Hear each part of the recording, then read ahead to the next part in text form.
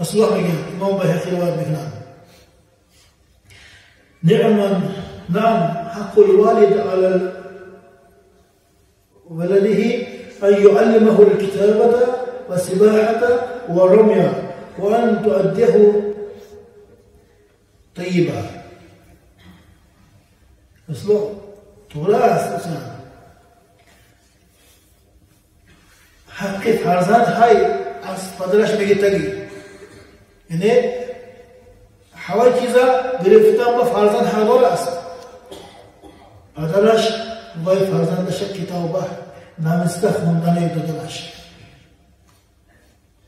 سباحه همون شنا وارد کردن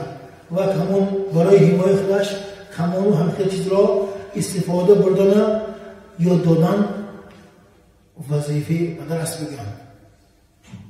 نه با قوت کرده تربیه کردن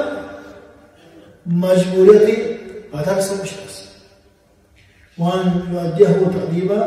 و غیره با پاکیزگی با آداب کتی تربیه دادنش. تربیه ناپاکیزه مشرست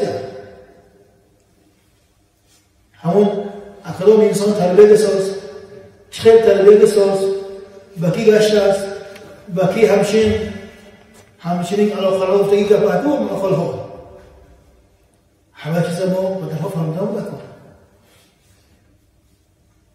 بکی گشتی بچه هم شما تونی میشه گشتی همشنت که گفتگی سوال با جواب گفتمو را کرده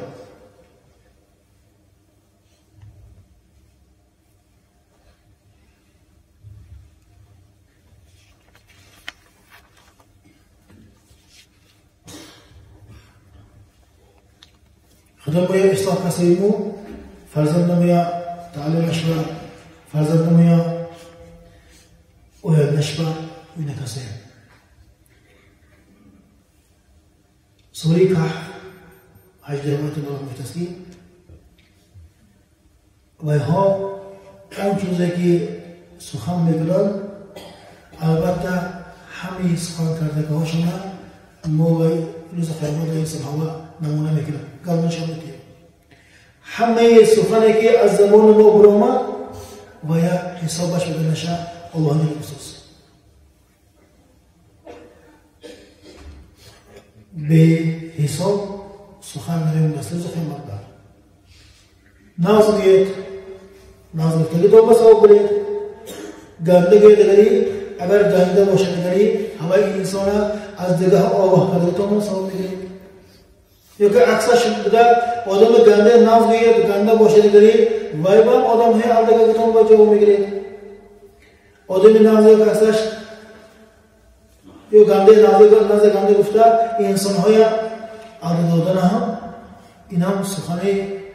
خود یک بازمان ما گفتگی عادی سخن باید فهم سیمون لیکن بیاندم در نزد الله حسابش هم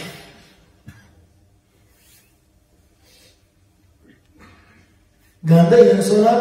همون فعلش گنده بدنش رساندن این و انسان دیگه انسان های حقش سامشه برادر و فلان چی گشتش که گچه طرزش بین حالش بین غیر معقول آدم حقی خیلی بیا این چی است این انسان دور شد همین دور شد گفته که روز قیامت من که دعوا میکنم دور نشوی تو روز قیامت اما دعوا کنه نمیتونی مومن انسان دیگه مومن انسان با خواهش و نازدگی سے روا دیدنش گامی دیگه از همه مومن بودنش دور کردن و انسان حرکت کردنش نشانه ایمان است من ایمانم تقاضاش با من تو گنده بسیم ناز بسیم اما رساندن روز قیامت ما دعوا نکن مبادا سرد و اگه مصیبت بیاد سر اما ندام افتاد رسانده هم خود است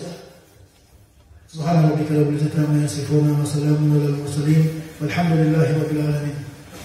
اللهم احسن عاقبتنا في الامور كلها واجرنا من خزي الدنيا ومن عذاب الاخره پروردگارا سید الایام دوام کنم اولا پروردگارا همه مایی مال کاملتی پروردگارا زمان بودگی عملهای مجبوریت‌های اجرا کرده برای خطاوان گدهی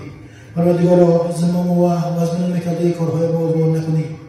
در نزد خدا در نزد بنده ها از شرمنده شدن خود نگهداری